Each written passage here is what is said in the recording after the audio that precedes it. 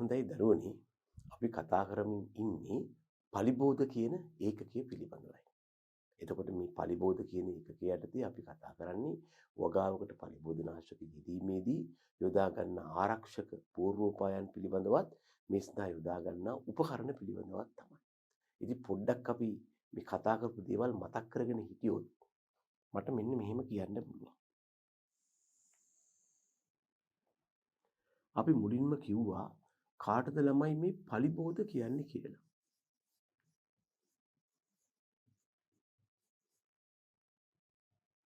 අපි කිව්වා මිනිසාට එයා වගා කරන භෝග ශාකවලට ඇති කරන ගොවිපල් සතුන්ට එයාට අයිති වෙනස් සම්පත් වලට ගබඩා කරපු ද්‍රව්‍ය වලට ආර්ථික හානියක් කළ හැකි ඕනෑම ජීවියෙක් තමයි ඉතින් මේ පලිබෝධ කියන්නේ. එතකොට මේ පලිබෝධ අපි ප්‍රධාන කාණ්ඩ තුනකට තමයි බෙදන්න කල්පනා කළේ.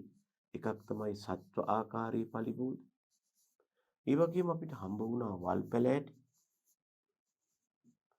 ඒ වගේම කතා කළා ශාක වල රෝග ඇති කරන කට්ටිය. ඒවත් ශාක රෝග කාරක පිළිබඳව. දැන් ළමයි මෙතෙන්දී මේ සත්ව ආකාරයේ පලිබෝධ ගත්තාම අපි සත්ව ආකාරයේ පලිබෝධ කියලා කිව්වේ වගා ශාක වලට පලිබෝධ වශයෙන් ක්‍රියා කළ හැකි විවිධ සතුන්ටයි. මේකල ප්‍රධාන කාණ්ඩ දෙකකට බෙදුවා. එක කණ්ඩයකට කිව්වා කුමීන් වන සතුන් කියලා. අනිකට කිව්වා ළමයි කුමීන් නොවන පලිබෝධ කියලා. දැන් මෙතෙන්දී එක දෙයක් අපට පේනවා මේ පොදුවේ පලිබෝධ වලින් කරන හානිය ගත්තොත් සත්ව පලිබෝධ වලට අමතරව වල් පැලෑටි තියෙනවා ශාක රෝගකාරක තියෙනවා.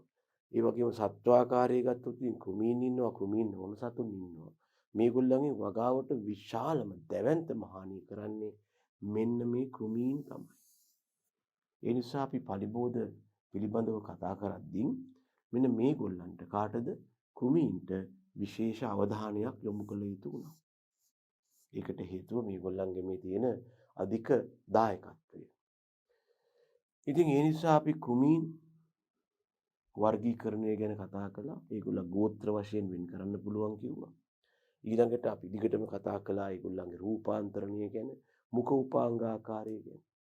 ඒ වගේම අපි කිව්වා ඉතින් වල් පැලෑටි කියලා කියන්නේ අනවශ්‍ය ස්ථානයක වැවිලා පෝෂක ජලයේ ඉඩකඩ ආලෝකය ආදිය සඳහා භෝග ශාකත් එක්ක තරඟ කරලා අස්වැන්නේ ගුණාත්මය හා ප්‍රමාණාත්මය හානි කිරීමට ඉදිරිපත් වන ජීවී කාණ්ඩයක් බව.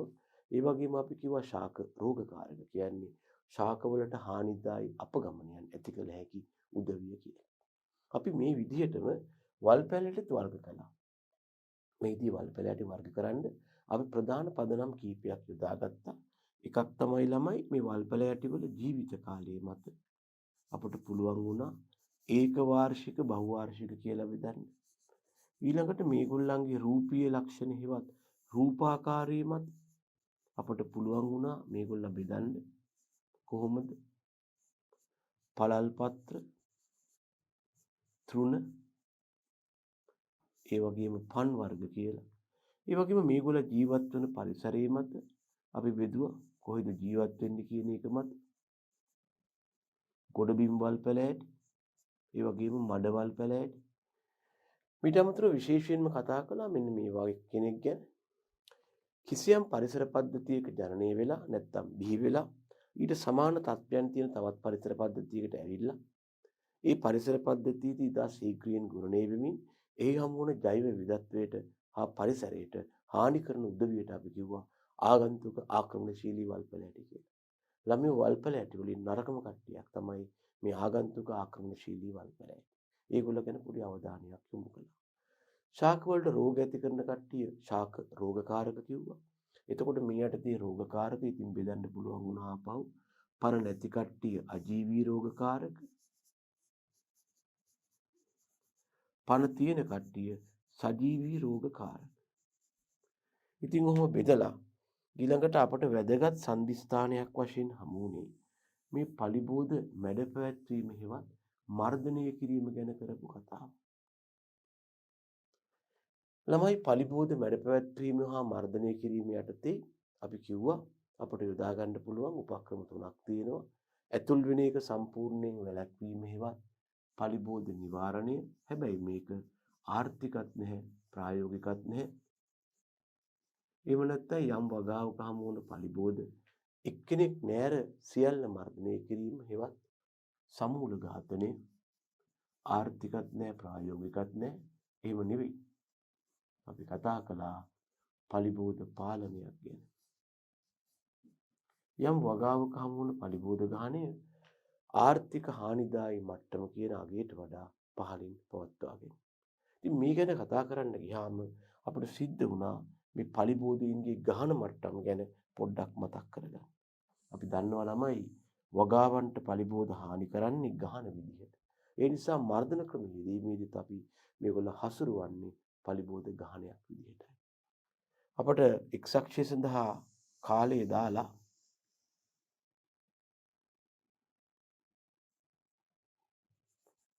y අක්ෂය සඳහා යම් ශේෂ්ත්‍රයක පැවතිය හැකි පලිබෝධ ගහනයක් යොදා ගන්න පුළුවන්.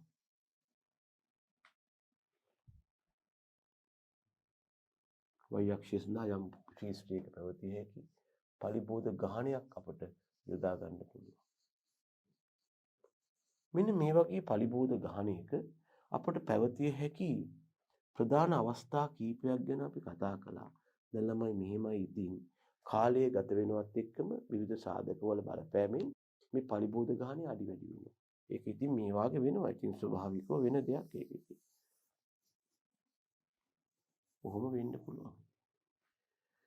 මේ අර්ථය අපි කතා කළා ප්‍රධාන පලිබෝධ ගහන මට්ටම් කීපයක් ගැන. මේකෙන් පළවෙනි එකට අපි කිව්වා ළමයි විභව සමතුලිත මට්ටම කියලා. මේක නම් ගොඩාක් අඩු පලිබෝධ ගහනයක්.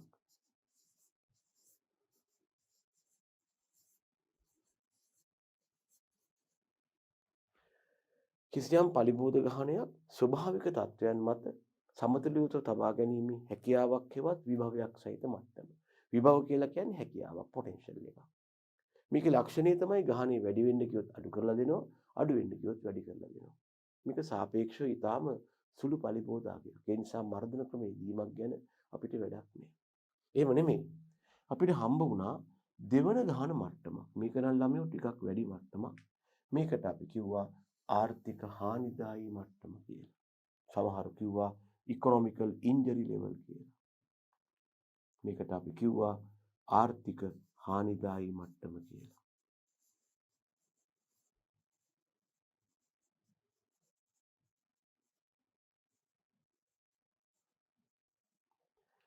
ළමයි කිසියම් පලිබෝධ ගහනයක් මගින් යම් වගාවකට ආර්ථික හානියක් සිදු කළ හැකි අවම පලිබෝධ ගහන මට්ටම. එතකොට පලිබෝධ ගහනය මේකෙන් පහළ තියාගන්න එක තමයි ආර්ථික. එතකොට ඒ සඳහා අපි මර්ධන ක්‍රම යෙදීම ආරම්භ කළ යුතු වෙනවා. යම් පලිබෝධ ගහනයක් ආර්ථික හානිදායී මට්ටමට ළඟා වෙන එක වළක්වන්න මර්ධන ක්‍රම යෙදිය හැකි උපරිම පලිබෝධ ගහන මට්ටමක් වේද? ඒකට අපි කිව්වා ආර්ථික දේහලීය මට්ටම කියලා. ඒකට අපි කිව්ව ළමයි ආර්ථික දේහලීය මට්ටම කියලා. මෙතෙන්දි වෙන්නේ මේකයි අපි ආර්ථික දේහලීය මට්ටමේදී මර්ධන ක්‍රම යොදනවා තමයි. එතකොට තමයි ගහනේ ආර්ථික හානිදායී මට්ටමට පහළින් තියාගන්න පුළුවන් වෙන්නේ. අපි උදාහරණයක් කිව්වම මෙතන දැන් කාට හරි කිසියම් බස් නැවතුමකින් අපි හිතමු පාසලේ ඉස්සරහා හෝල්ට් එකකින් බහින්න ඕන නම් එතනට ඇවිල්ලා බෙල් එක ඇදලා හරියන්නේ. එතනට ඇවිල්ලා බෙල් එක ඇදුවොත් බස් එක නවත්තන්නේ ඒකට පස්සේ හෝල්ට් එකේ. අපිට මේ හෝල්ට් එකේ බහින්න ඕන නම් අපි එතනට එන්න කලින් බෙල් කරන්න ඕන. ඒ වගේ යම් පලිබෝධ ගහනයක් ආර්ථික හානිදායී මට්ටමට ළඟා වෙන එක වළක්වන්න නම් එතන තියාගන්න නම් ඊට කලින් මර්ධන ක්‍රම ආරම්භ කරන්න ඕන. එතකොට තමයි කාලයත් එක්ක තව පොඩ්ඩක් ගහනේ වැඩි වෙලා කන්ට්‍රෝල් වෙන්නේ. මෙන්න මේ විදිහට යම් පලිබෝධ ගහනයක් ආර්ථික හානිදායී මට්ටමට ළඟා වීම වළක්වන්න මර්ධන ක්‍රම යොදන අවස්ථාවක යම් ශේෂ්ත්‍රයක පැවතිය හැකි උපරිම පලිබෝධ ගහන මට්ටමට අපි කියනවා ආර්ථික දේහලීය මට්ටම කියලා. අපි කතා කළා තව මට්ටමක් ගැන. කිසියම් වගාවක හමු වුණ පලිබෝධ ගහනය අනපේක්ෂිත විදිහට ඉතා විශාල අගයක් දක්වා ගමන් කරලා ඉතාම අධික අගයකට ආවොත් මෙන්න මේකට අපි කිව්වා මේක අනපේක්ෂිතව වෙන දෙයක්. මේකට අපි කිව්වා වසංගත මට්ටම කියලා. දැන් ළමයි මෙතෙන්දී කිසියම් පලිබෝධ ගහනයක් වසංගත මට්ටමට આવොත් එතනින් පස්සේ මර්ධන ක්‍රම යොදන එකේ තේරුමක් නැහැ. මොකද පලිබෝධ ගහනේ වසංගත මට්ටමට ආවට පස්සේ අපිට බේර ගන්න දෙයක් නැහැ. වගාවට වෙන්න පුළුවන් සම්පූර්ණ හානිය වෙලා ඉවරයි. ඉතින් ඒ නිසා අපි එතනට එන්න කලින් මේ ආර්ථික දේහලීය මට්ටමේදී මර්ධන ක්‍රම යොදන්න ඕන. ඉතින් ඔය தত্ত্বය යටතේ අපි අවධානය යොමු කළා මොනවද මේ පලිබෝධ ගහනයක් ආර්ථික හානිදායී මට්ටමට පහළින් පවත්වා ගන්න හේවත් පලිබෝධ පාලනය කිරීමට යෙදිය හැකි ක්‍රම කියලා. අපි කතා කළා මේ යටතේ පලිබෝධ පාලන ක්‍රම පිළිබඳව. අපිට හම්බ වුණා ප්‍රධාන පලිබෝධ පාලන ක්‍රම කීපයක්. පලිබෝධ වෙත කිසියම් යාන්ත්‍රික හේවත් භෞතික බලයක් යොදලා මර්ධනය කිරීම යාන්ත්‍රික හෝ භෞතික පලිබෝධ පාලන ක්‍රම කියමු. වගාවට කරන සාත්තු ක්‍රියා වඩා දියුණු කරලා යොදාගෙන පලිබෝධ මර්ධනය කරයි අපි කියමු ශස්්‍ය විද්‍යාත්මක ක්‍රම කියලා. සමහරු නම් කියනවා ළමයි මේකට ඇග්‍රිකල්චරල් මෙතඩ්ස් ඒවත් කෘෂිකාර්මික ක්‍රම කියලා. මේදී කරන්නේ වගාවට සිදු කරන සාත්තු ක්‍රියා පලිබෝධ පාලනයේ පැත්තට යොමු කරන එකයි. එහෙම නැත්නම් තුන්වෙනි ක්‍රමයක් අපිට යොදා ගන්න පුළුවන්. මේ ස්වභාවික සතුරන් ඒ කියන්නේ ඉබේම පලිබෝධව අල්ලගෙන කන කට්ටිය යොදාගෙන පලිබෝධ පාලනය කරන්න පුළුවන්. මේකට අපි කියනවා ජෛව විද්‍යාත්මක ක්‍රම කියලා. මේ පලිබෝධ තුළ නිපද වෙනවා කිසියම් ජෛව රසායනික සංයෝග උදාහරණ ලිංගික හෝමෝන හේවත් ෆෙරමෝන ඒවා යොදාගෙන පලිබෝධ පාලනය කිරීමට කියයි ජෛව රසායනික ක්‍රම කියලා.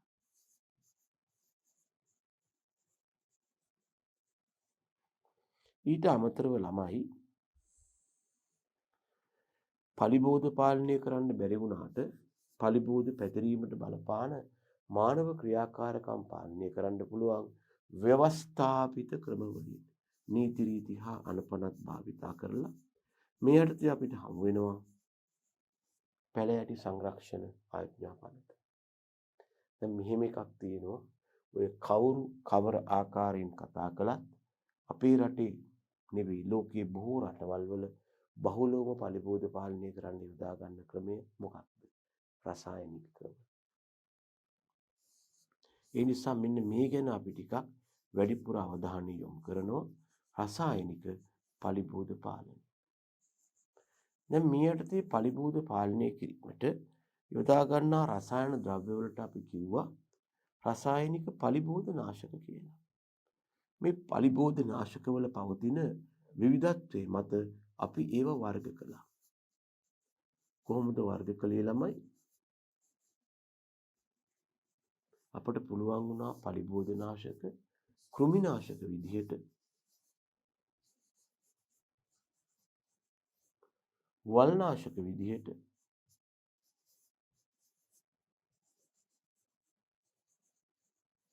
ඒ වගේම දිලීරනාශක විදිහට වර්ග කරන්න. දැන් මෙන්න මෙහෙම එකක්. මේ දිලීරනාශක කියන්නේ ළමයි රෝගනාශක වලට ශාක වලට හානි කරන රෝග මර්ධනය කිරීමට යොදා ගන්න දේවල් වලට. ඉතින් ඔය ගැන අපි අවධානය යොමු කළා. ඊළඟට අපි විශේෂයෙන්ම තෝරගත්තා මේ වගාවකට පලිබෝධ නාශක යෙදීම පිළිබඳව. අපි විශේෂයෙන්ම කතා කළේ වගාවකට පලිබෝධ නාශක යෙදීම පිළිබඳවයි.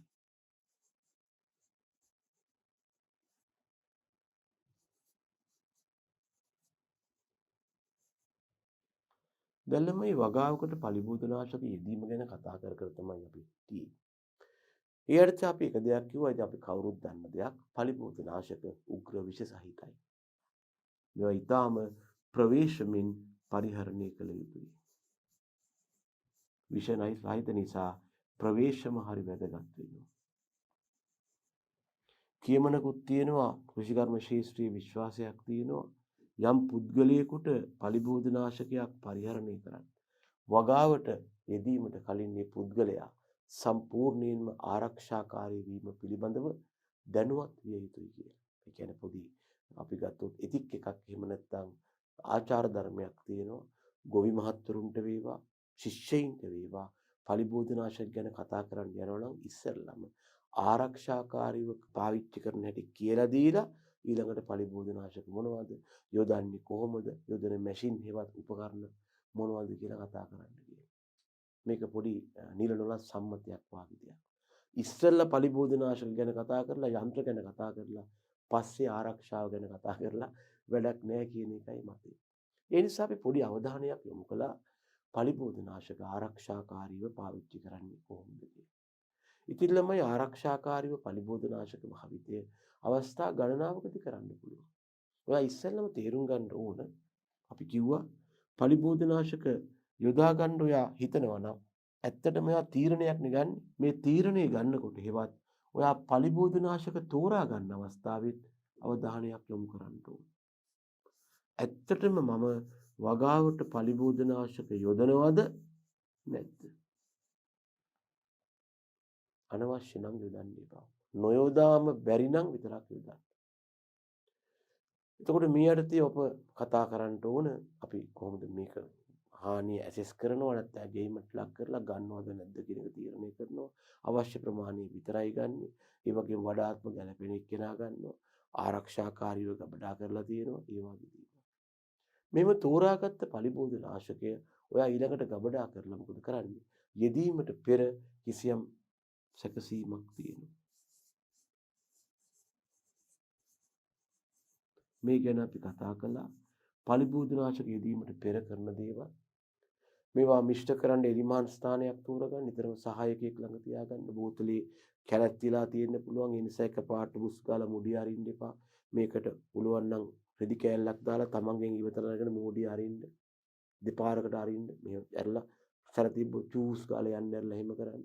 ඊළඟට මේවා එලිමාන් ස්ථානයක තමයි මිශ්‍ර කරන්නේ. මිශ්‍ර කරද්දි තනිකර ආරක්ෂක ග්ලව්ස් ආදිය දාලා තියෙන්න ඕන.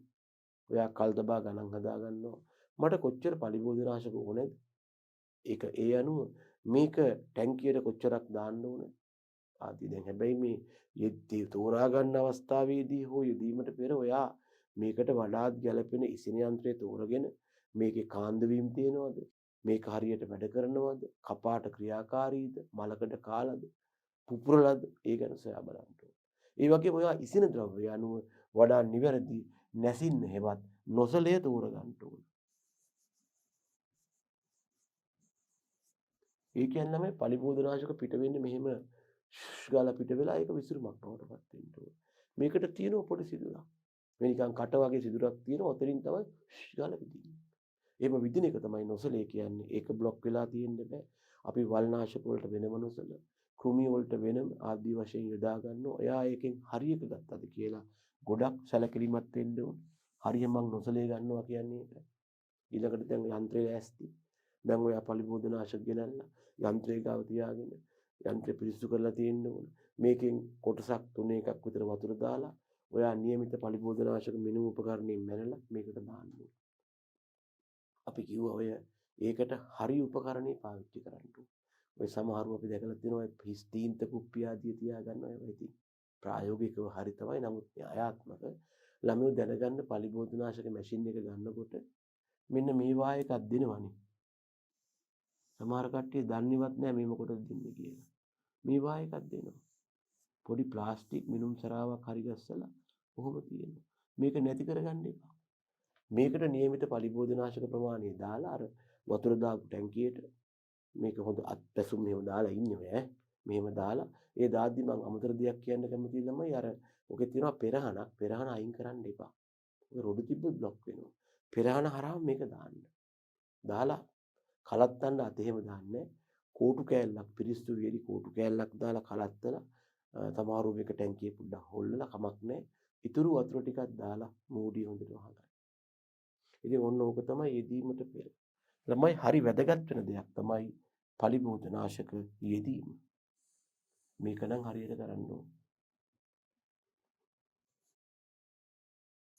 පලිබෝධනාශක යෙදීමේදී අනුගමනය කරන දේවල් ඉතින් හුඟක් තියෙනවා මම ඔක්කොම මෙතන කියන්නේ යන්නේ කතා කරපු නිසා.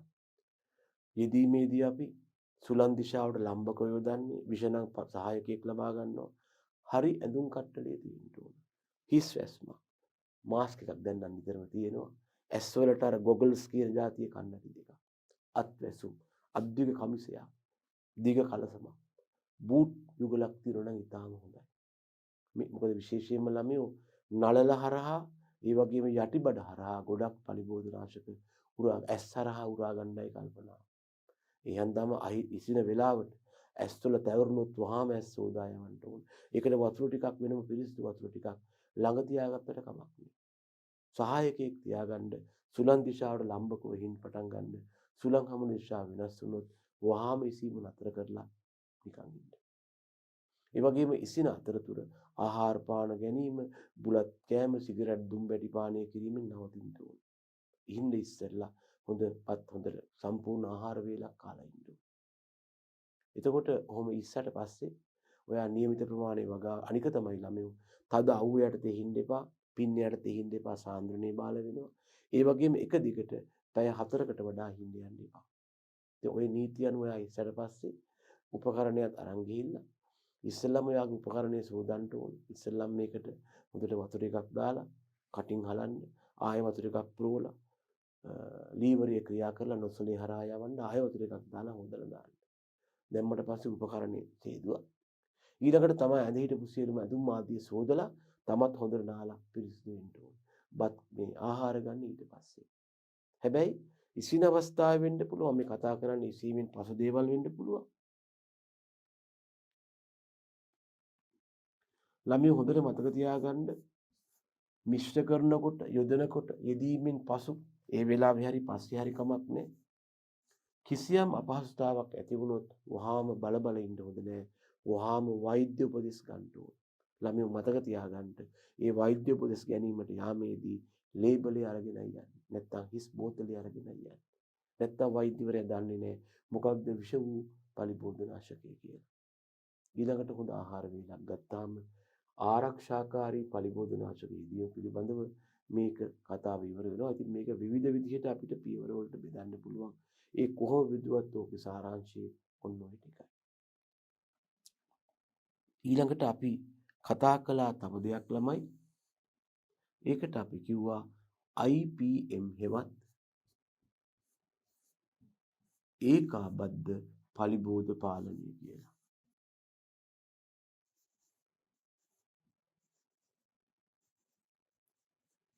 යම් වගාවක දැනට පවතින හෝ පැවතීමේ හැකියාවක් සහිත පලිබෝධ හානි පාලනය කිරීමට යම් වගාවක දැනට පවතින හෝ පැවතීමේ හැකියාවක් සහිත පලිබෝධ හානි පාලනය කිරීමට යෙදිය හැකි සියලුම උපක්‍රම එකිනෙක ගැලපෙන පරිදි උචිත ලෙස සංකලනය කර එකම අවස්ථාවක භාවිතා කිරීමයි.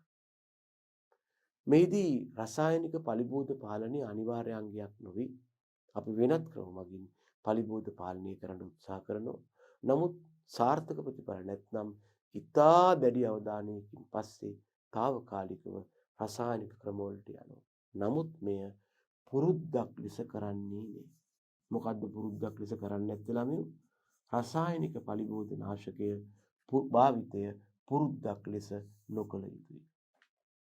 දැන් අපි දිගින් දිගටම මෑතක් වෙනකම්ම කළේ රසායනික පලිබෝධනාශක භාවිත කිරීම. මෙන්න මේ මගින් වගාවේ ඇති වෙලා තියෙන තත්ත්ව, අහිතකර තත්ත්ව වළක්වන්නට මේ ඒකාබද්ධ පලිබෝධ පාලනයේ හොඳ පිටුවහලක් බවත් මතක් කළා. හරිද ළමයි? ඉතින් ඔන්න ඔය වගේ දේවල් තමයි අපි මේ දක්වා කතා කරලා තියෙන්නේ.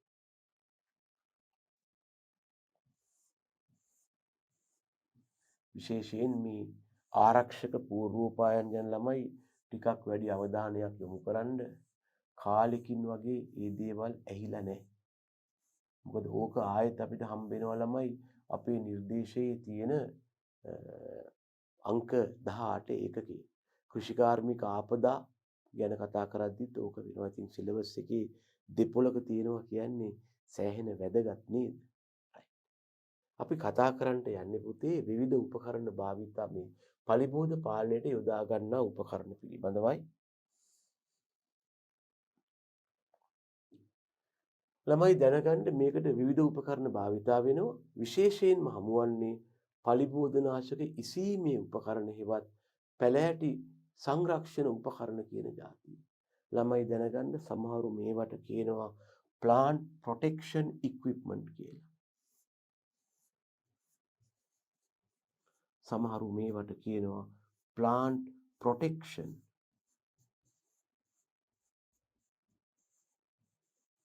equipment කියලා.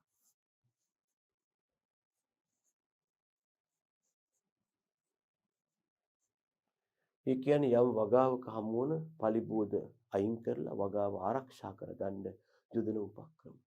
දැන් එතකොට මේ යටතේ හුඟක් වෙලාවට අපි මේ පලිබෝධනාශක වගාවට ඉහින්නේ ළමයි ලික්විඩ් ෆෝම් එකකින් හෙවත් දියර විදිහටයි. හුඟක් වෙලාවට වගාවට මේ පලිබෝධනාශක වැටෙන්නේ දියර විදිහටයි. හරිද? රයිට්. ඒකත් පොඩ්ඩක් මතක තියාගන්න. එතකොට මේ පලිබෝධනාශක ඉසීමේ උපකරණවල අධික විවිධත්වයක් තියෙනවා. ඔන්න ඔය විවිධත්වය නිසා මොකද අපි කරන්නේ මේ පලිබෝධනාශක ඉසින උපකරණ වර්ග කරනවා. වර්ගීකරණයක් ගත්තාම පදනමක් තියෙන්න එපායි. ඇයි වර්ග කරන්නට වෙලා තියෙන්නේ? විවිධත්වයේ පැවතීම නිසා. විවිධත්වය අධිකයි. එම නිසා වර්ග කරනවා.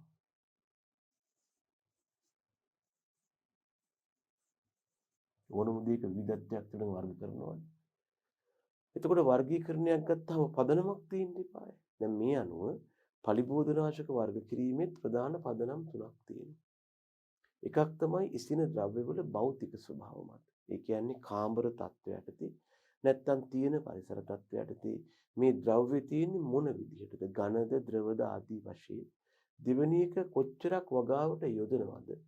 අනික තමයි මේ මැෂින් එක නැත්තම් ඉසින යන්ත්‍රය වැඩ කරන්නේ කොහොමද කියන එක මත. රයිට්. අපි බලමු එහෙනම් මේ වර්ගීකරණයන් ගැන. ඉස්සෙල්ලම කියනවා ළමයෝ ඉසින ද්‍රව්‍යවල භෞතික ස්වභාව. මේකට සමහරු කියයි ළමයෝ ෆිසිකල් නේචර් කියලා.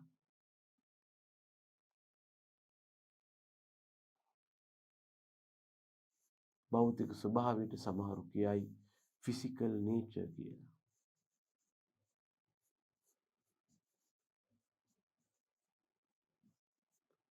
මෙන්න මේ ෆිසිකල් නේචර් එක එහෙම නැත්නම් ඇත්තටම කියනවා නම් සමහරු කියයි මේක කොහොමද මේ අපේ පරිසර තත්ත්ව හේවත් කාම්බර තත්ත්වයට තියෙන්නේ. සාමාන්‍ය පරිසර තත්ත්වයටදී කොහොමද මේ අපි ඉහින ද්‍රව්‍ය තියෙන්නේ. සමහර ද්‍රව්‍ය කාම්බර තත්ත්වයටදී දියර වශයෙන් තියෙනවා. ඒ කාම්බර තත්ත්වයටදී දියර වශයෙන් තියෙන දේවල් ඉහින්න ගන්න උපකරණ වලට අපි කියනවා දියර ඉසින හෙවත් ස්ප්‍රේයර්ස් කියලා. ළමයෝ සමහර ඒවා තියෙනවා කාම්බර තත්ත්වයටදී කැට විදිහට. ඔය මචීට් කැට එහෙම නැත්නම් කුරේට ෆියුරඩෑ ඒ වගේ කැට හින්න ගන්න ඒවට අපි කියනවා ග්‍රැනියුලර්ස් කියලා. කැට වලට ග්‍රැනියුල් කියනවා හින්න ගන්න ඒවා ග්‍රැනියුලර්ස් වෙනවා. තව වර්ගයක් තියෙනවා කුඩු. කුඩු කියලා කියන්නේ කාම්බර තත්ත්වයටදී ඩස්ට් එකක් තියෙනවා. ඒක ඉහින්න ගන්න උපකරණේ ඩස්ටර්ස් ඒවත් කුඩු ඉසින කියලා. දැන් මෙතන වැරදි ආකල්පයක් ගන්න එපා. මෙතන ඩස්ටර් කියන්නේ අර බෝඩ් එක මකන එක නෙවෙයි. වගාවට පලිබෝධනාශක ඉසින උපකරණය. හරිද? මේකෙන් දැනගන්න බහුලවම භාවිතා වෙන්නේ මොනවද? ස්ප්‍රේයර්ස් ඒවත් දියර ඉසින බව. ඒ නිසා අපි ඉදිරියේදී කතා කරන්නේ විශේෂයෙන්ම මේ දියර ඉසින වර්ගීකරණය ගැන. ඒ නිසා අපි කියමු මෙතෙන්දී විශේෂයෙන්ම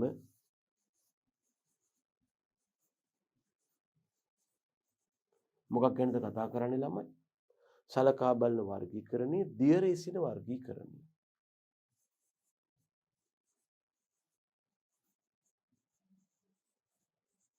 එහෙම නැත්නම් දියර ඉසින පිළිබඳව තමයි වැඩිම අවධානයක් යොමු කරන්නේ. හොඳයි.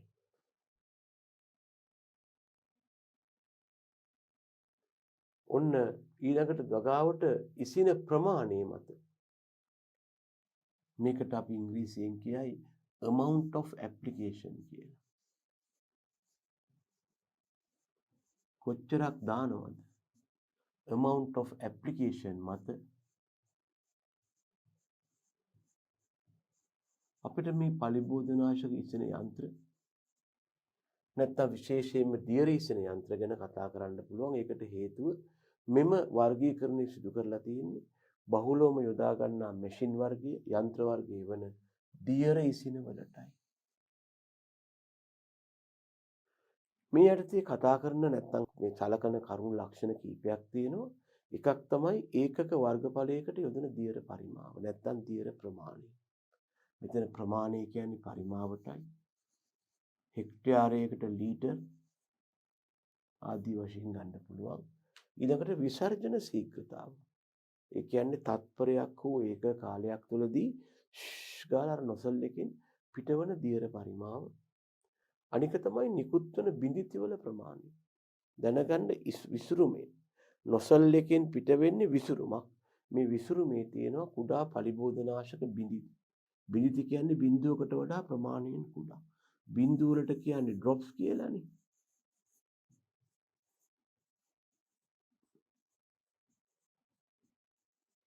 බිඳිති වලට කියන්නේ ළමයෝ ඩ්‍රොප්ලට්ස් කියලා. ඒවා බිඳුව වලට වඩා ප්‍රමාණයෙන් කුඩායි.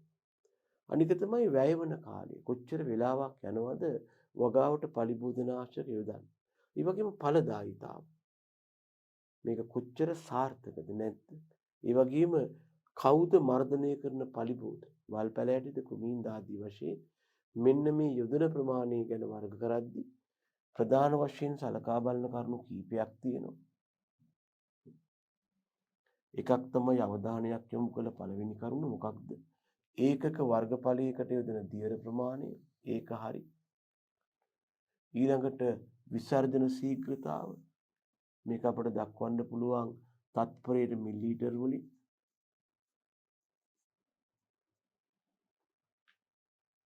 මේක දක්වන්න පුළුවන් ලීටර්ස් per හෙක්ටයාර් වලින්.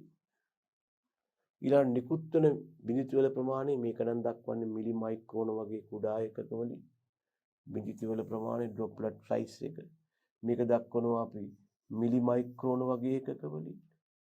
ඊළඟට වැය වන කාලය මේක පැය වලින් දක්වනවා.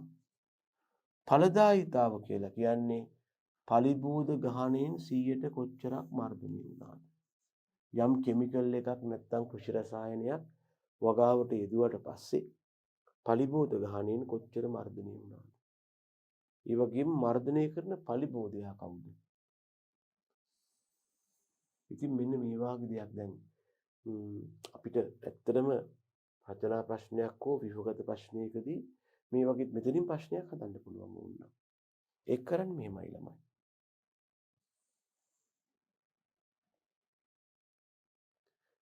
අපෙන් අහන්න පුළුවන් පලිබෝධනාශක වර්ගීකරණයේදී යොදා ගන්නා ප්‍රධාන පදනම් කවරේද? අපි දැන් කලින් කිව්වනේ. මේ යටතේ ඉච්ඡිත ද්‍රව්‍යවල භෞතික ස්වභාවය මත, එහෙම නැත්නම් යොදන පරිමාව මත, එහෙම නැත්නම් ෆන්ක්ෂන් එකේවත් ක්‍රියාකාරීත්වය මත මේ තියෙන්නේ. මේ අපි කතා කරේ. භෞතික ස්වභාව මත. මේ තියෙන්නේ. භෞතික ස්වභාව මත, යොදන ප්‍රමාණය මත, ඊළඟට මේකේ ක්‍රියාකාරීත්වයවත් එක ෆන්ක්ෂන් වෙන හැටි. ඉතින් අපි කියනවා මේක ඉස්සෙල්ලා කියලා ඉන්න ඕනේ. ඊළඟට අපිට කියන්න වෙනවා මේකෙන් බහුලවම යොදාගන්නේ පලිබෝධනාශක භෞතික අවස්ථාව ද්‍රව වශයෙන් තියෙන දේවල් යොදන්න. ඒවට අපි කියනවා දියර ඉසින යන්ත්‍ර කියලා. එතකොට ඊළඟ කාමර උෂ්ණත් කාමර තත්ත්වයට තියෙනවා දියර කැට කුඩු කියලා අපි කියනවා මේකෙන් විශේෂයෙන්ම භාවිතා කරන්නේ දියර ඉසින යන්ත්‍රයි කියලා. ඊළඟට අපි කියනවා මේ දියර ඉසින යන්ත්‍ර වර්ගීකරණයේදී අපිට විශේෂ වර්ගීකරණයකට යන්න පුළුවන් කියලා. අපි කියනවා ඒ යටතේ අපි කියනවා ප්‍රධාන වශයෙන්ම මේ වගාවකට කොච්චරක් දියර ඉසිනවද කියන කරුණ මත මේවා වර්ග කිරීමක් හම්බ වෙනවා කියලා. එහිදී අපි කියනවා හැබැයි මෙහිදී අපි වගාවට යොදන දියර ප්‍රමාණය මේක අපි හෙක්ටයාරයේ ලීටර වලින් දක්වනවා. ඊළඟට විසර්ජන ශීඝ්‍රතාව. ඒ කියන්නේ යන්ත්‍රයේ මගින් ඒක කාලයක් තුල පිටවන දියර ප්‍රමාණයවත් දියර පිටවීමේ තීව්‍රතාව මේක තත්පරයට මිලිලීටර වලින් දක්වන්න පුළුවන්. ඊළඟට නිකුත් වන බිඳිති වල ප්‍රමාණය බිඳිති කියන්නේ බිඳුව වලට වඩා ප්‍රමාණයෙන් කුඩායි. මේක අපිට මිලි මයික්‍රෝන නැනෝමීටර් ආදී මනින්න පුළුවන්. ඒ වගේම කාලය වැය වන කාලය කියන්නේ හෙක්ටයාරයකට දියර ඉසීමට ගත වන කාලය අපිට ඔන්න නිකම් පැය කියත හැකි නැත්නම් හෙක්ටයාරයට පැය කියත හැකි. හා ඵලදායිතාව. ඵලදායිතාව මනින්නේ මෙහිමයි ළමයි. වගාවට පලිබෝධනාශක යෙදීමට පෙර හමුණු පලිබෝධ ගානයක් ඉන්නවා. යෙදීමෙන් පසු හමුණු පලිබෝධ ගානයක් ඉන්නවා. දැන් මොකද අපි සාම්ප්‍රදායික ප්‍රශ්න වගේ මේ වගේ දේවල් වලට ලෑස්ති වෙන්න පුළුවන්. අපට පලිබෝධනාශක යෙදීමේ ක්‍රියාවේ ඵලදායිතාව විවිධාකාරයෙන් කතා කරන්න පුළුවන්.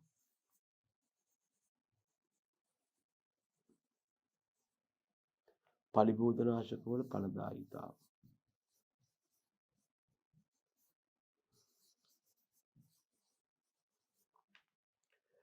පලිබෝධනාශක ඵලදායිතාව අපට විවිධාකාරයෙන් කතා කරන්න පුළුවන්. කෙනෙකුට මෙහෙම කියත හැකියි. පලිබෝධනාශකය යෙදීමට පෙර පලිබෝධනාශකයේ යෙදීමට පෙර හමු වූ පලිබෝධ ප්‍රමාණය දක්වන්න පුළුවන්. මෙතන කොච්චරක් යොදන්න ඉස්සෙල්ලා හිටියද? ඊළඟට දැන් අපි වගාවට පලිබෝධනාශකයේ යෙදුවනේ ළමයෝ. උඩට දාන්න පුළුවන් යෙදීමෙන් පසු කොච්චරක් ඉන්නවද? නැත්නම් කොච්චරක් හිටියද? මොකද අපි පලිබෝධනාශක යොදන්නේ වෙන මොකටවත් නෙමෙයි. පලිබෝධ වර්ධනය වෙන්නේ. එහෙනම් මේක ප්‍රශ්නයක් බවට පත් කරන්න අපිට මේක 100න් වැඩි කරන්න පුළුවන්. දැන් මෙහෙම උදාහරණයක් දෙන්නකො අපෙන් ඇහුවොත් මේ වගේ අභ්‍යාසයක් විහගතිය කියමු. හුඟක් ළමයින්ට ඒ වගේ එකක් උනොත් හිතාගන්න බැරිද? ඒගොල්ලෝ කියයි කිසියම් වගාවකට පලිබෝධනාශක යෙදීමට පෙර වර්ග මීටරයක හිටියලු පලිබෝධ 100ක්. කිසියම් නැත්නම් අපි තුමු 150ක් හිටියලු. කිසියම් වගාවකට පලිබෝධනාශක යෙදීමට පෙර වර්ග මීටරයක පලිබෝධ 150ක් හිටියලු. එතකොට දැන් ඉන්නේ කොච්චරද? පලිබෝධ 15යි. එතකොට මේකේ ඵලදායිතාව අපිට දක්වන්න පුළුවන්. මේ 150 ඊට උඩට ගියාම දැන් ඉන්නවා 15 වැඩි කිරීම 100. කොච්චරද? 100ට 10යි. හැබැයි මේකේ ලක්ෂණයක් තියෙනවා. මේ අගේ අඩු වූ තරමටම යොදන පලිබෝධනාශක වල ඵලදායිතාව වැඩි කියලා ගන්න. එහෙම නැත්නම් මං කිව්වේ ක්‍රම කීපයකට දක්වන්න පුළුවන් කියලා. තව කෙනෙකුට මෙහෙම යෝජනා කරන්න පුළුවන්.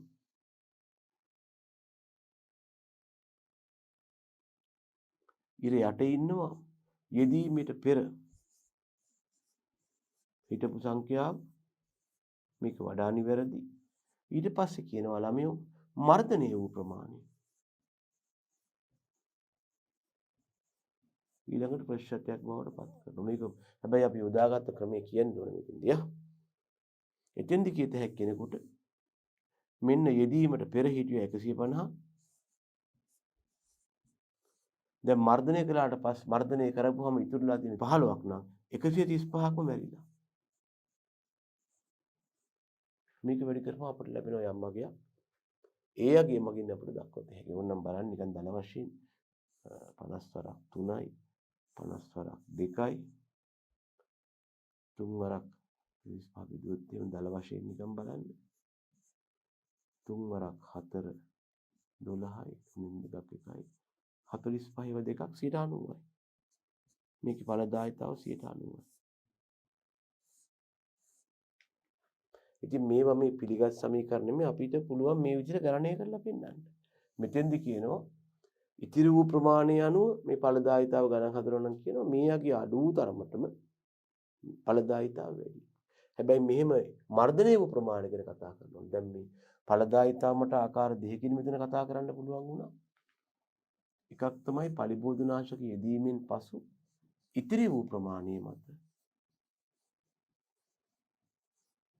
එහෙම කළොත් ඉතිරි වූ ප්‍රමාණය අඩු වෙන්න හේවත් ඵලදායිතාව අඩු වෙන්න උඩගත්ත මේකින්ද කාර්යක්ෂමතාව වැඩි වෙලා තියෙනවා.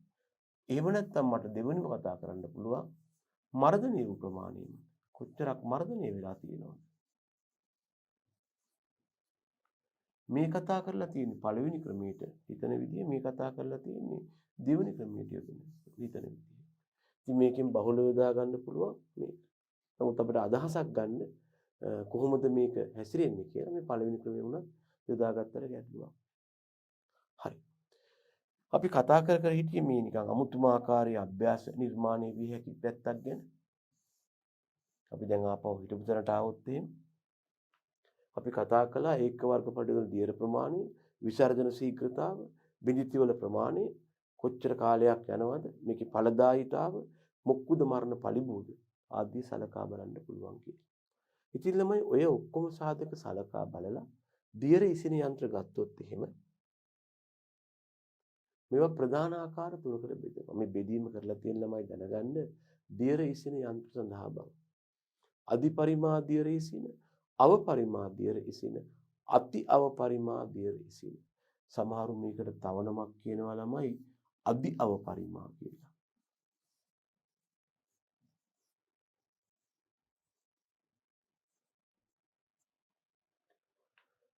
අධි පරිමා දියර ඉසින, අව පරිමා දියර ඉසින, අධි අව පරිමා දියර ඉසින. මේවට ඉංග්‍රීසියෙන් කියන නම් බැලුවොත් එහෙම මේ අධි පරිමා දියර ඉසින වලට අපි කියනවා ළමයි high volume sprayers කියලා.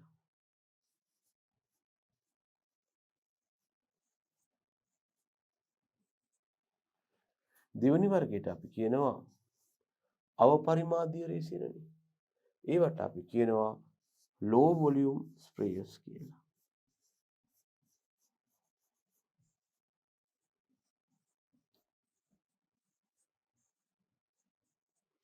තුන්වෙනි වර්ගයේ ළමයෝ අති අව පරිමානේ. ඕකට අපි කියනවා ළමයෝ ultra low volume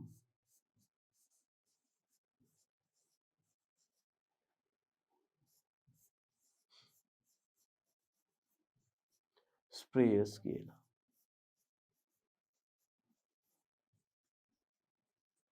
ඔය ultra low volume spray එක සමහරු වරහන් තුල දක්වන්න පුළුවන්. මෙහෙම කියනවා ULV sprayer.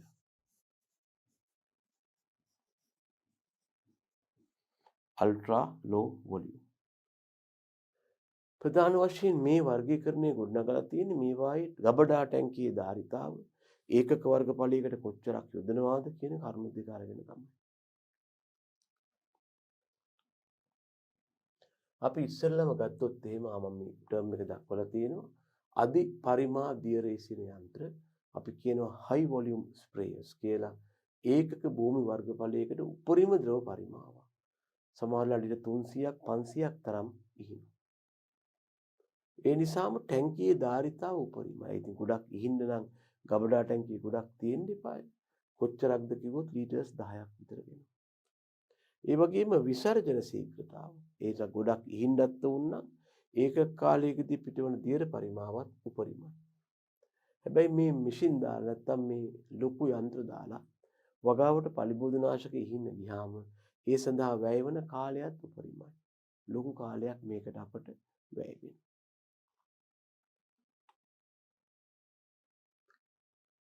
බොහෝ විට මේවා ක්‍රියා කරන්නේ මිනිස් ශ්‍රමයෙන්. ඒව නැත්නම් අපි කියනවා hand operated equipment කියලා.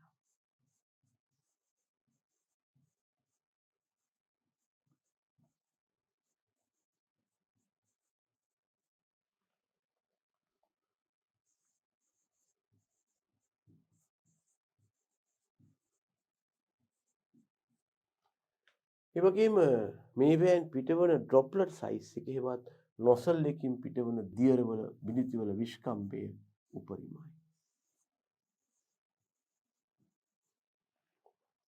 ඔය කතා කළේ අධි පරිමා දියරීසන යන්ත්‍ර ගැන. ඒවායේ අධික පරිමාවක් උපරිම පරිමාවක් වගාවට යොදනවා. ඒකයි ටැංකියත් ලොකු. දෙවෙනි වර්ගයට කියනවා අව පරිමා දියරීසන කියලා. නැත්නම් low volume sprayers කියලා කියනවා.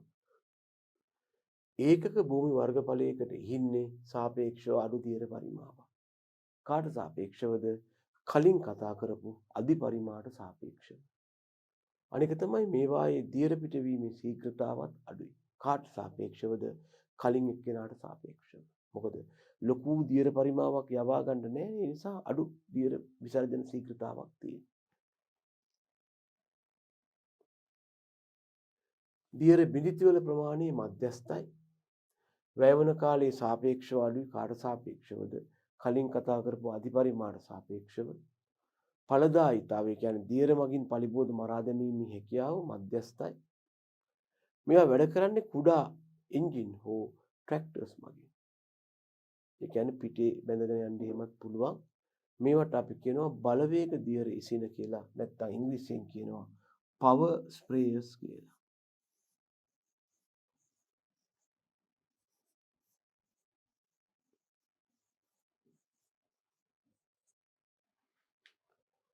right. අපි ඊළඟට එනවා ළමයි අධි අවපරිමා දියර ඉසින වලට නැත්නම් අති අවපරිමා වලට ultra low volume sprayers ඒවත් අර මම කිව්ව ULV sprayers. විසර්ජන ශීඝ්‍රතාව හොඳටම අඩු හෙවත් අවමයි. කොච්චර අඩුද කියනවා නම් ළමයි හෙක්ටයාරයකට ලීටර් 5ක් හෝ ඊටත් අඩු. පිටවන බිඳිති ප්‍රමාණය ඉතාම කුඩායි.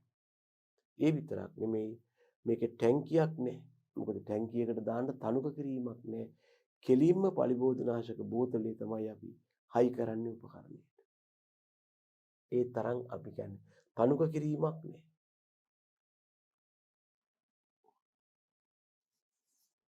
පලිබෝධනාශක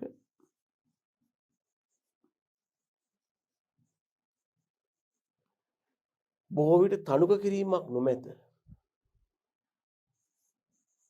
බොහෝ විට තනුක කිරීමක් නොමැත.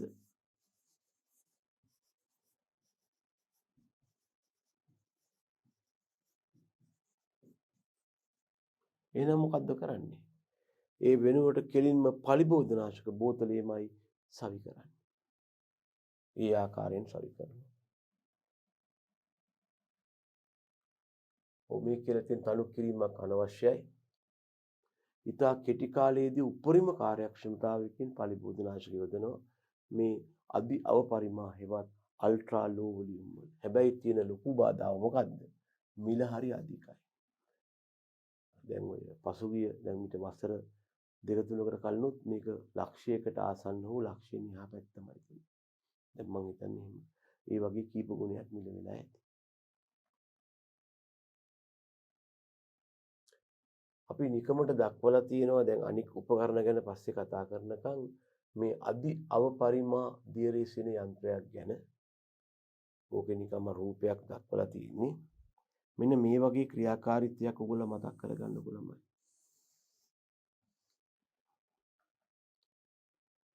කිසියම් තැටියක් තියෙනවා පොඩි පැතලි ප්ලේට් එකක්. මේ වගේ එකක් හිතන්නකෝ. මේක පැතලි නිකන් ඩිස්ක් එකක් වගේ ප්ලේට් එකක්. මේ ප්ලේට් එක ඉතා වේගයෙන් කැරකෙනවා. මෙතනින් මෙහෙම කැරකෙනවා ඉතා වේගයෙන්. සමහරවිට මේක කැරකෙන වේගය විනාඩියට වට 80000ක් එහෙම වෙන්න පුළුවන්. මේක ඉතා වේගයෙන් කැරකෙනවා. මේ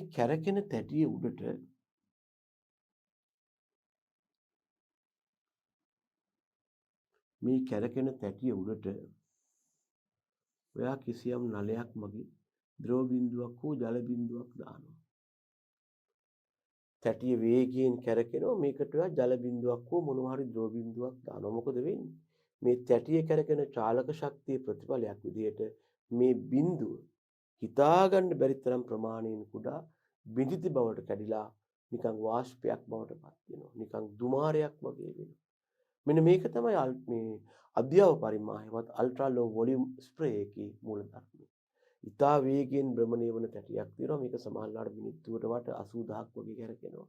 මේකට පලිබෝධනාශක බිඳුවක් පත්ත වෙන්න සලස්වපුවාම මේ තැටියේ පවතින අධික චාලක ශක්තිය නිසා මොකද වෙන්නේ? මේ කුඩා පලිබෝධනාශක බිඳුව හිතන්න බැරි විදිහට නිකන් දුමාරයක් වගේ බවට පත් වෙලා මුළු වාෂ්පයක් වගේ හැදගස්සෙනවා. මෙන්න මේක තමයි අධිපරිමා දියරේෂණ යන්ත්‍රවල සරල ක්‍රියාකාරීත්වය. නොසලකින જાතියක් නේ. මේ තියෙන ළමයි මේ වගේ රූපයක් තමයි. බලන්න මේ රූපේ නිකන් තේරුම් ගන්න පුළුවන්ද කියලා.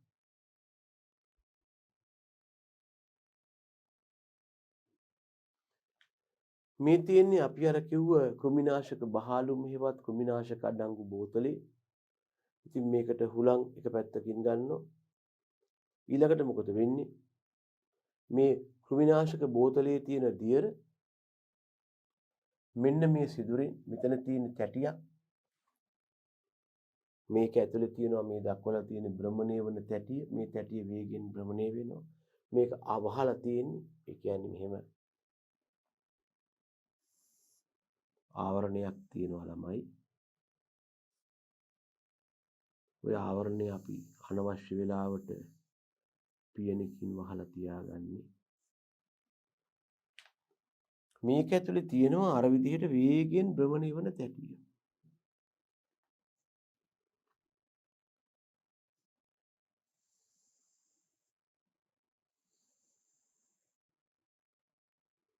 මේ තැටිය ඉතා වේගෙන් භ්‍රමණය වෙනවා මේ පැත්තට. කිසි ගාලා කරකිනවා.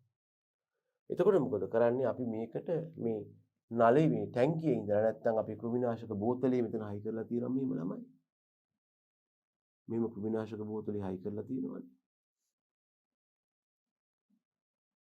මේ කෘමිනාශක බෝතලේ ඉඳලා කෘමිනාශක බිඳුව වැටෙන්න සලස්වනවා. කෘමිනාශක බිඳුවක් මේ වේගයෙන් කැරකෙන තැටියට වැටෙනවා මොකද වෙන්නේ?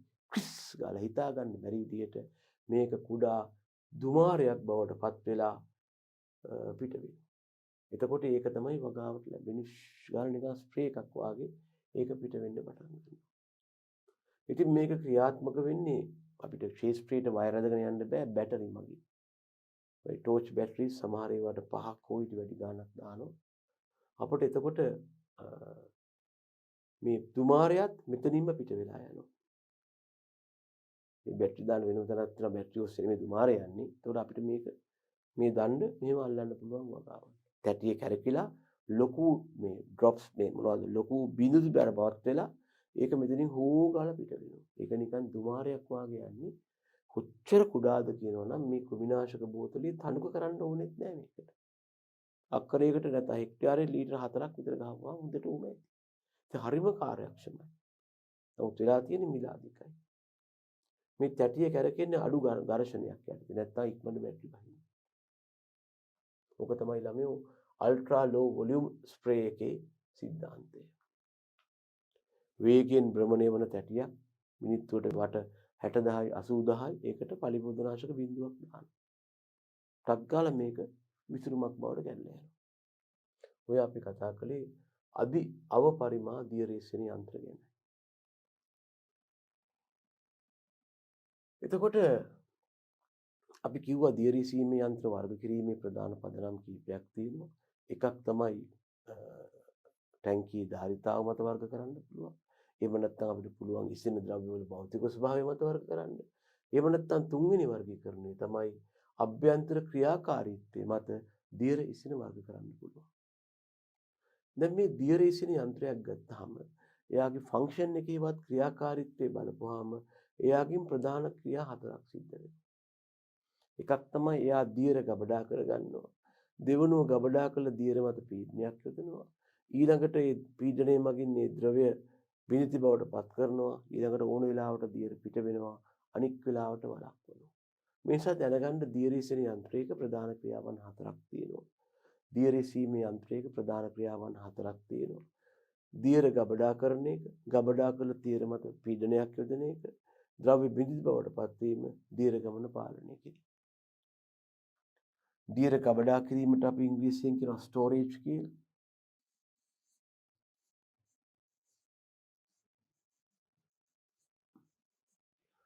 එතකොට මේ ටැංකියේ ගබඩා කළ දියර මත පීඩනයක් යොදනවට අපි කියනවා ප්‍රෙෂරයිසිං කියලා.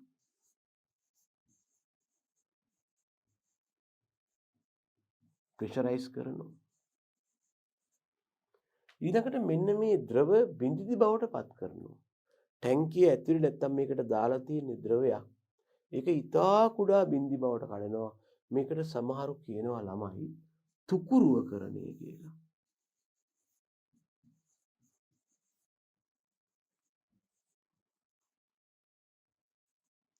සමහරු මේකට කියනවා ඇටොමයිසේෂන් කියලා. ඇටම් කියන්නේ පරමාණු නිකන් පරමාණු වාගේ පොඩි කෑලි වලට කඩන හින්දා සමහරු මේකට කියනවා ඇටොමයිසේෂන් කියලා.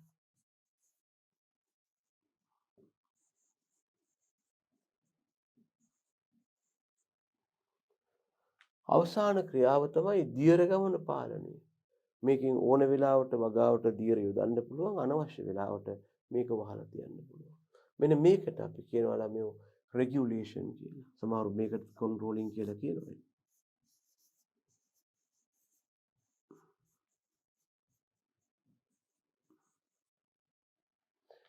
මෙන්න මේ විදිහට පලිබෝධනාශක ඉසන යන්ත්‍රයක ප්‍රධාන ක්‍රියාවන් 4යි.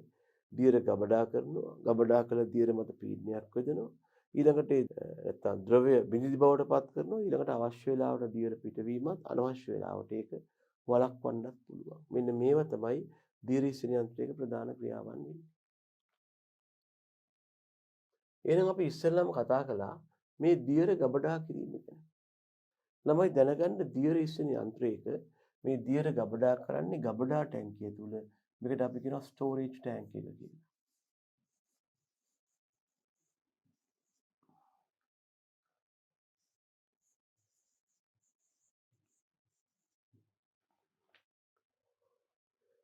දැනගන්න මේ ගබඩා ටැංකිය ගත්තාම මේක හොඳට ශක්තිමත්. ගබඩා ටැංකිය කියන්නේ මේ වගේ එක්කෙනෙක් ළමයි. පලිබෝධනාශක ගබඩා කළ හැකි ආකාරයෙන් හදපු ටැංකියක්. මේක තමයි මිශ්‍රණය අපි ගබඩා කරගන්නේ. ඉතින් මේ ටැංකිය මෙහෙම ශක්තිමත් ද්‍රව්‍ය වලින් හදලා තියෙන්න ඕනේ.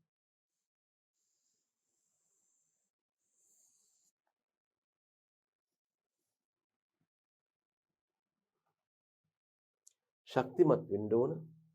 නැත්තම් මේක පැලෙනොත් එහෙම හරියන්නේ නැහැ. අනික කම්පන ප්‍රතිරෝධී හා සැහැල්ලු.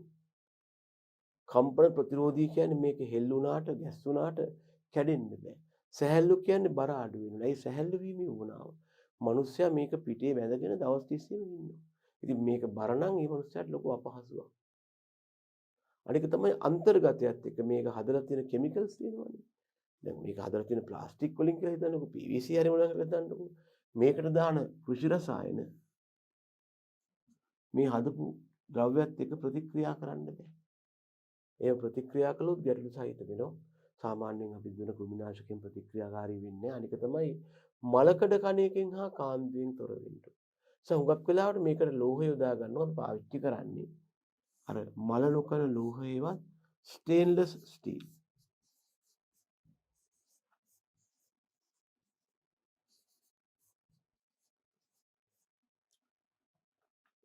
එතකොට මේක මලකඩ කන්නේ නැහැ. ඉතින් බහුලව මේ සඳහා භාවිතා කරන දරට ප්ලාස්ටික් වලින් හදපු ටැංකි. ඒකට හේතුව මිල අඩුයි, සැහැල්ලුයි, ලබා ගන්න පහසුයි, මල කන්නේ නැහැ. ඒ නිසා බහුලව භාවිතා කරන්නේ ප්ලාස්ටික් ටැංකි. ඒක මතක තියාගන්න.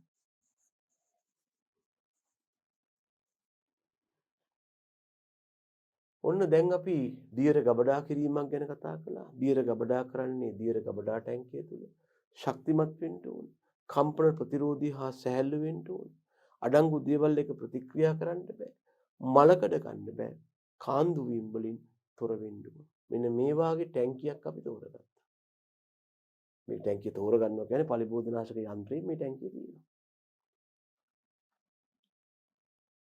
ඊළඟට ගබඩා කළ දියර මත පීඩනයක් යොදනවා.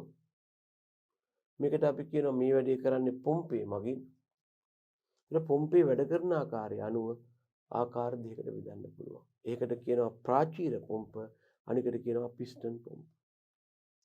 ප්‍රාචීර පොම්පේ ලක්ෂණය තමයි කිසියම් පටලයක් හෙවත් ප්‍රාචීරයක් ඉහළ පහළ යවලා තමයි මේ දියර ප්‍රෙෂර් කරන්නේ. මේ තියෙන ප්‍රාචීර පොම්ප දියරයක් ඉහළ පහළ ගමන් කිරීමෙන් කල් පැවැත්ම අඩුයි. ඒකට හේතුව තමයි ඉතා වේගයෙන් මේ ප්‍රාචීරය හානියට ලක් වෙනවා.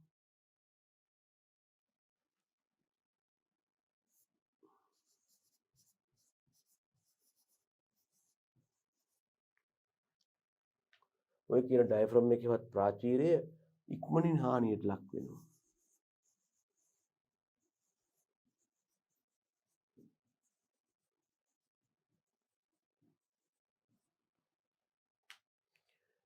ඒ නිසා අපි එනවා ඊළඟ පොම්ප වර්ගයට. මේවට අපි කියනවා ප්‍රාචීර පොම්ප හේවත් ඩයෆ්‍රම් පම්ප්ස් කියලා.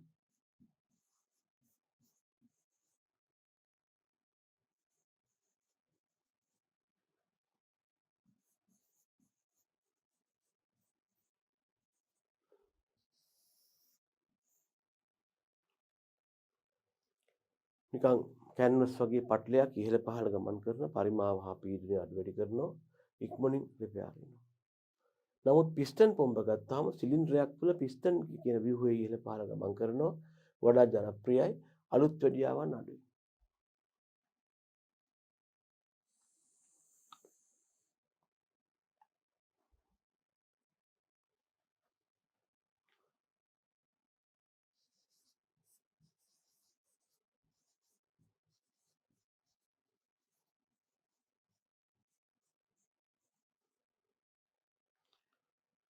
මේකේ ලොකු රිපෙයාර් එන්නේ නැහැ පිස්ටන් පොම්ප වල ප්‍රාචීන පොම්පයට සාපේක්ෂව. මෙයා කරන්නේ අර ගබඩා කරපු පලිබෝධනාශක මිශ්‍රණය මත ප්‍රෙෂර් එකක් දානවා. තුන්වෙනි එක තමයි ඒ ප්‍රෙෂර් එක යටතේ ද්‍රව්‍ය බිඳි බවට පත් වෙනවා. ඒ කියන්නේ ප්‍රෙෂර් කරපු මිශ්‍රණය නැසින්න හෙවත් නොසල් එක කියන කුඩා සිදුරෙන් පිට වෙද්දි මොකද වෙන්නේ?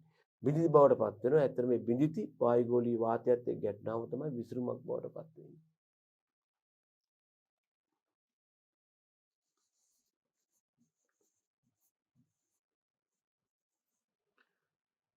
මේ විසුරුමට අපි ඉංග්‍රීසියෙන් කියනවා ස්ප්‍රේ එක හේවත් එරසෝල් කියන එක කියනවා.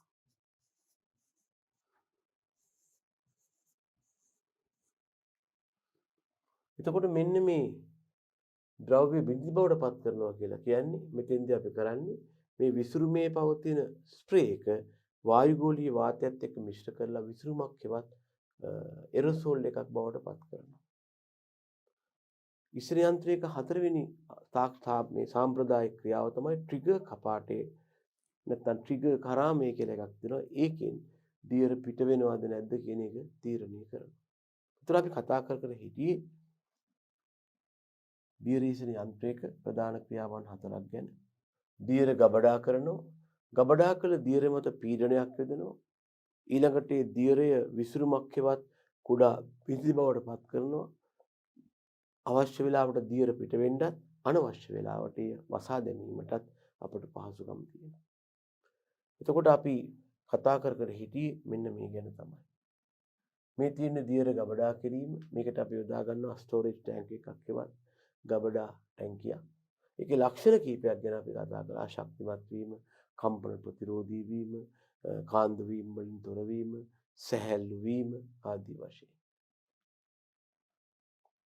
අපිට ඊළඟට කතා කරන්න තියෙන්නේ පිස්ටන් ආකාරයේ නැත්නම් පිස්ටන් එකක් මගින් ක්‍රියා කරන නැප්සැක් හෙවත් පිටේ එල්ලා ගන්නා දියරේසිනයක් ගැනයි. අපි එහෙනම් ඊළඟට ඒ ගැන කතා කරමු.